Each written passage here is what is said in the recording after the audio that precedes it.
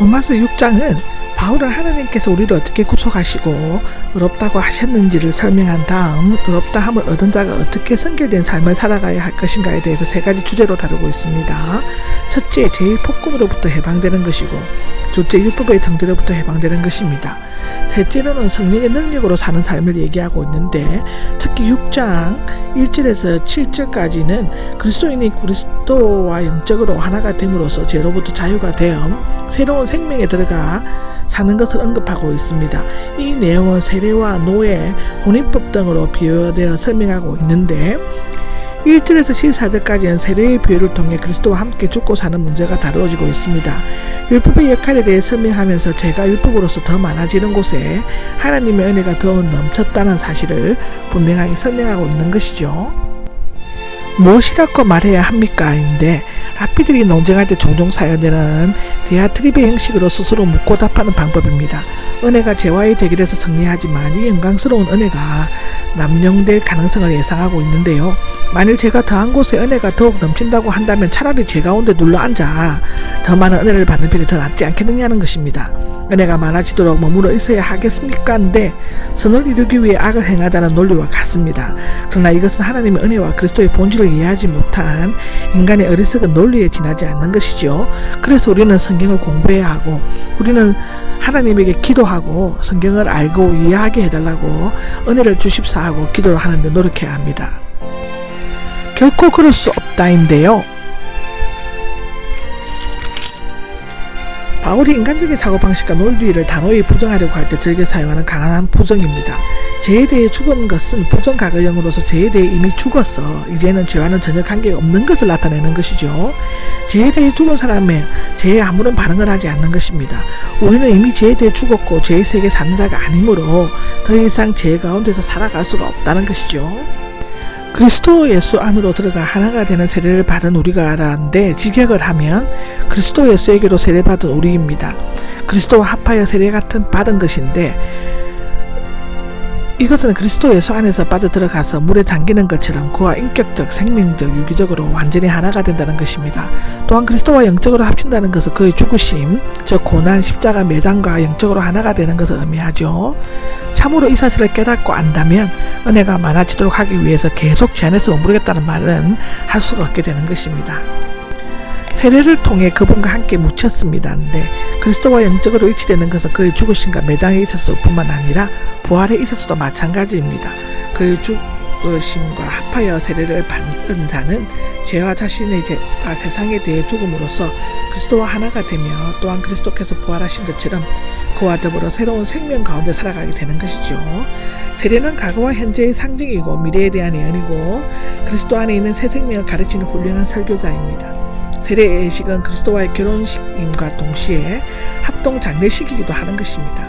하나님의 영광으로 말미암아인데 영광은 종말론적 용어이죠. 하나님의 신적인 탁월성과 능력, 완전하심을 나타내는데 그리스도의 부활은 아버지 하나님의 전능한 역사를 따라 이루어졌습니다. 하나님께서는 죽음의 근세를 이기시고 그 영광을 나타내신 것이죠. 요한복음 12장 40절에 기록되어 있습니다. 새로운 생명 가운데서 살아가도록 하기 위함입니다. 근데 그리스도와의 연합은 죄에 대해 죽음으로써 죄의 영역을 벗어나는 것만을 의미하는 것이 아니라 의의 영역에서 새로운 생명, 즉 죽음에 대한 새로운 생명의 새로움이 가운데 살게 되는 것을 의미하는 것입니다. 만일 우리가 그분과 연합되었다면인데, 여기 연합은 접목하여 생명을 하나로 만들어 살아나는 것을 의미합니다. 그리스도와 성도의 생명이 세례로 하나로 연결되어 연합되어 상장하는 것을 나타내는데, 똑같은 모양인데 같은 모습이 되는 것인데요.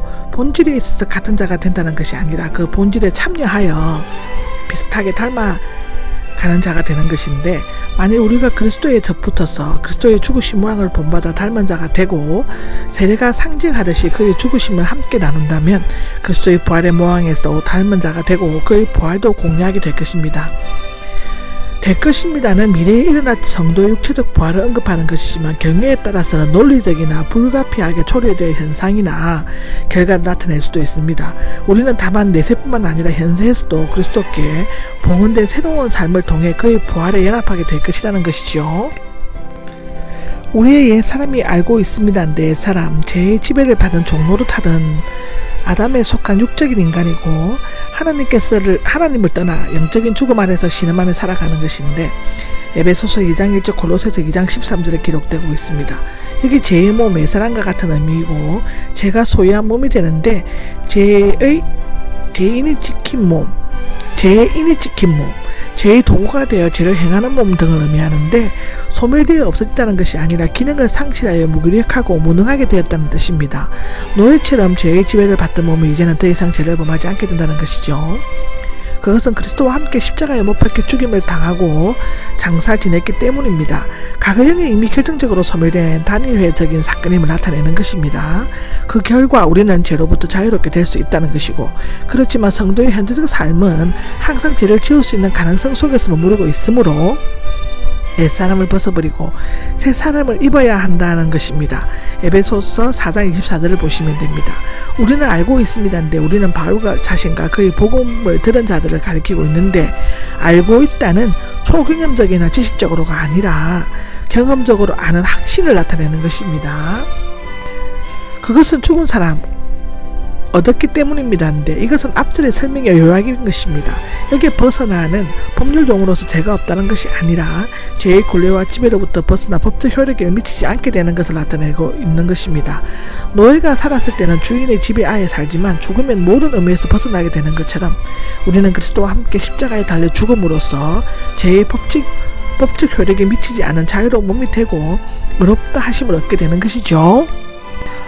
8절에 보면 만일 우리가 우리를 믿습니다인데 그리스도께서 십자가의 죽임을 경험하시고 부활하신 것처럼 그리스도와 함께 죽은 성도들은 지금 곧 살아나서 새로운 부활의 생명을 가지게 되었습니다. 그리스도와 함께 죽은 것은 죄의 끝임과 동시에 새 생명의 시작이기도 하죠.